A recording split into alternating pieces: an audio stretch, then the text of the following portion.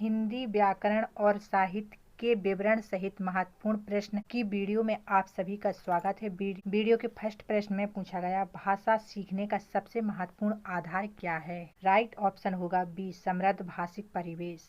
बच्चों को जितना अधिक प्राकृतिक और भाषाई वातावरण मिलेगा, उनकी भाषा उतनी ही तीव्रता से विकसित होगी। अगले प्रश्न में पूछा गया, भाषा के कौशलों का सही क्रम क्या है? भाषा के कौशलों का सही क्रम सुनना, बोलना, पढ़ना, लिखना। राइट ऑप्शन होगा बी। इनमें से कौन सा ग्रहणात्मक ग्रहणशील कौशल है? सुनना और लिखना। सुनकर और पढ़कर अर्थ ग्रहण किया जाता है, अतः एक ग्रहणात्मक कौशल है। अगले प्रश्न में पूछा गया, इंसानियत शब्द में कौन सा प्रत्यय है? सही जवाब होगा बा, ईयत। इंसानियत शब्द में ईयत शब्द प्रत्यय है। मूल शब्द इंसान में ईयत प्रत्यय जोड़ने से इंसानियत शब्द बनता है। दोहा और रौला को क्रम से मिलाने पर कौन सा छंद बनता है? राइट ऑप्शन होगा आ, कुंडलियाँ। कुंडलियाँ एक विषम मात्रिक छंद है जो एक दोहा और एक रोला के योग से बनता है। अगले प्रश्न में पूछा गया, जाकी अंग अंग बास समानी। जाकी अंग अंग बास समानी में बास का क्या अर्थ है? सही जवाब होगा सा, सुगंध। जाकी अंग अंग बास समानी में बास का अर्थ सुगंध है। यह बास का तत्भव रूप सुगंध या महक के संदर्भ में प्रयोग हुआ है। प्राथमिक स्तर पर कविता शिक्षण का मुख्य उद्देश्य क्या होना चाहिए? प्राथमिक स्तर पर कविता शिक्षण का मुख्य उद्देश्य कविता के प्रति रुचि पैदा करना। सही ऑप्शन होगा बी। प्राथमिक स्तर पर बच्चों में भाषा के प्रति आनंद और रुचि जागना सर्वोपरि है। भाषा अर्जन की प्रक्रिया में सर्वाधिक महत्वपूर्ण क्या है? सही ऑप्शन होगा समाज। भाषा अर्जन की प्रक्रिया में सबसे ज्यादा महत्वपूर्ण समाज है। राइट ऑप्शन होगा समाज। बच्चा समाज के संपर्क में आकर ही स्वाभाविक रूप से भाषा अर्जित करता है। हिंदी साहित्य का आलोचनात्मक इतिहास के लेखक कौन है? सही जवाब होगा डॉक्टर रामकुमार वर्मा जी। यह ग्रंथ 1938 में प्रकाशित हुआ था, जिसमें भक्तिकाल और आदिकाल पर विशेष दृष्टि डाली गई। चयन का सिद्धांत किससे संबंधित है? चयन का सिद्धांत भाषा शिक्षण से संबंधित है। सही ऑप्शन होगा बा। शिक्षक को पाठ वस्तु और भाषा तत्वों का चयन छात्र के स्तर के अनुसार करना चाहिए। अगले प्रश्न में पूछा गया, भाषा शिक्षण में अभ्यास का मुख्य लाभ क्या है? भाषा शिक्षण में अभ्यास का मुख्य लाभ भाषा का बार बार मौखिक व लिखित प्रयोग करना। सही ऑप्शन होगा बा। अभ्यास से भाषा के नियम और प्रयोग स्थायी होते हैं। उच्चारण सुधारने का सबसे अच्छा उपाय क्या है? उच्चारण सुधारने का सबसे अच्छा उपाय सात स्वर वाचन है। उच्चारण सुधारने का सबसे अच्छा उपाय सात स्वर वाचन। राइट ऑप्शन होगा बा। बोल बोलकर पढ़ने से उच्चारण संबंधी दोष दूर होते हैं। वीडियो के अगले प्रश्न में पूछा गया, अन्वेषण का सही संधि विच्छेद क्या होगा? सही जवाब होगा आ, अनुधनएषण। एमपी टेट की वीडियो पसंद आए, लाइक शेयर, चैनल को सब्सक्राइब जरूर करें, एक भी दिन का वीडियो मिस ना करें। अगले प्रश्न में पूछा गया, बाल केंद्रित शिक्षा में सबसे महत्वपूर्ण क्या है? सही जवाब होगा बा, बच्चा। बाल केंद्रित महत्वपूर्ण बच्चा है। शिक्षा की हर प्रक्रिया बालक की रुचि, क्षमता और आवश्यकताओं के अनुरूप होनी चाहिए। हिंदी भाषा और शिक्षण शास्त्र के महत्वपूर्ण प्रश्न, इनमें से कौन सा अभिव्यक्तात्मक उत्पादक कौशल है? सही जवाब होगा बी, बोलना और लिखना। बोलकर और लिखकर विचारों को अभिव्यक्त किया जाता है। उत्थान का विलोम शब्द क्या है? सही जवाब होगा आ, पतन। उत्थान का विलोम शब्द पतन है। उत्थान का अर्थ ऊपर उठना और पतन का अर्थ गिरना होता है। अगले प्रश्न में पूछा गया, प्राथमिक स्तर पर बच्चों की भाषा का आकलन करने में सबसे कम प्रभावी क्या है?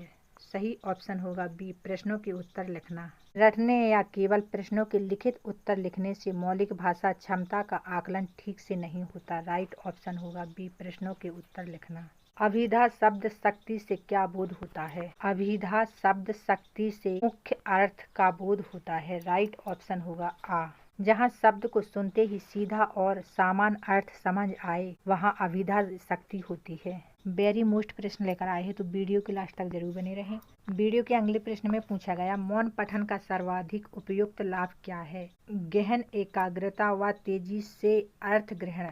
सही ऑप्शन होगा बी। मौन पठन से मानसिक सक्रियता बढ़ती है, समय की बचत होती है। यशोदा का संधि विच्छेद क्या है? यशोदा का संधि विच्छेद यशा धन दा है। राइट ऑप्शन होगा बा। यह विसर्ग संधि का उदाहरण है। विसर्ग का ओ हो जाना। अगले प्रश्न में पूछा गया भाषा शिक्षण में दृश्य श्रव्य साधन का मुख्य प्रयोजन क्या है। ज्ञान इंद्रियों को सक्रिय कर अधिगम को प्रभावी बनाना। देखने और सुनने वाले उपकरण बच्चों की समझ को जल्दी और लंबे समय तक स्थायी बनाते हैं। पंचवटी में कौन सा समास है।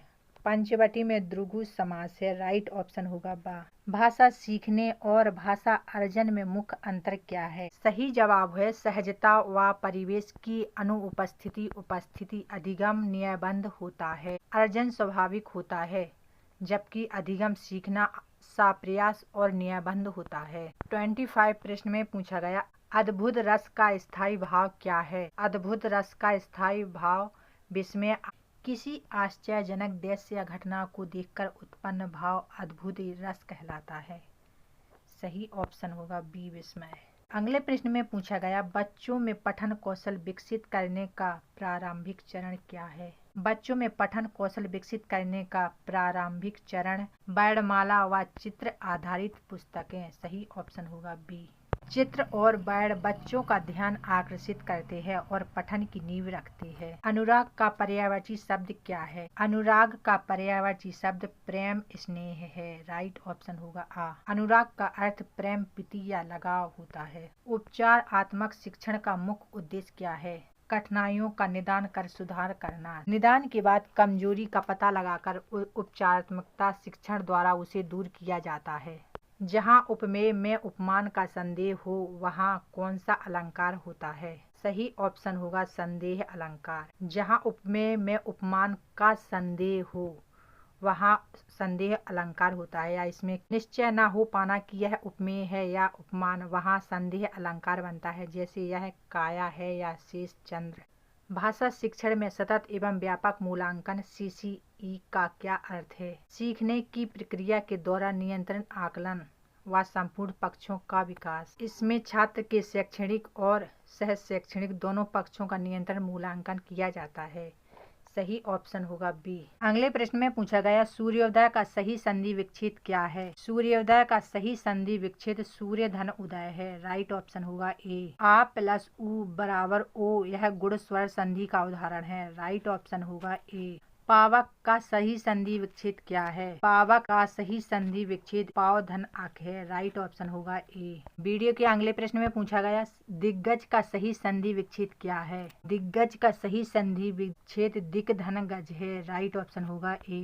का गा में परिवर्तन यह व्यंजन संधि है। राइट ऑप्शन होगा ए। नयन में कौन सी संधि है। नयन में आयदी संधि है। राइट ऑप्शन होगा सी। वीडियो के अगले प्रश्न में पूछा गया विसर्ग संधि का उदाहरण कौन सा है। विसर्ग संधि का उदाहरण मनोयोग है। राइट ऑप्शन होगा बी। मनः धन योग मनोयोग विसर्ग को ओ होना। राइट ऑप्शन होगा बी। वीडियो के अगले चैप्टर से लिया गया उपसर्ग एवं प्रत्यय। अभिमान शब्द में कौन सा उपसर्ग है। अभिमान शब्द में अभि उपसर्ग है। राइट ऑप्शन होगा बी। अभि उपसर्ग मूल शब्द मान के आगे लगा है। राइट ऑप्शन होगा बी अभि। प्रत्येक में कौन सा उपसर्ग है। प्रत्येक में प्रति उपसर्ग है। राइट ऑप्शन होगा बी। प्रति धन एक प्रत्येक। राइट ऑप्शन होगा बी। पड़ ताकू शब्द में कौन सा प्रत्यय है। पड़ ताकू शब्द में आकू शब्द प्रत्यय है। राइट ऑप्शन होगा ए। मूल धातु पड़ के पीछे आकू प्रत्यय जुड़ा है। राइट ऑप्शन होगा आकू। बनावट में कौन सा प्रत्यय है। बनावट में आवट शब्द प्रत्यय है। राइट ऑप्शन होगा ए